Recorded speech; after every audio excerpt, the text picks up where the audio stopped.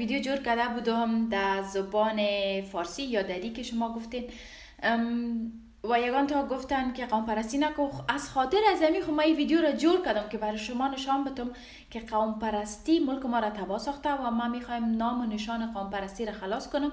و شما ببینین ما در پیج خود به خواندن هزارگی ویدیو ساختیم، با پشتو، با فارسی، با اردو، با انگلیسی. یعنی برای من این چیزا هیچ مهم نیست. برای دوستان هوا گرم است ولی خسته موسم راغی او ګورې زه ډبل جاکټ هم نور نه اغوندم. نری جاکټ څومره خوند کوي یار، هغه ډبل کالیو کې په ژمی کې ګرځېدل مشکلي. دلته یوه ښایسته پیشو ناسته ده زما شا کې. میاو راشه هلته وګورئ.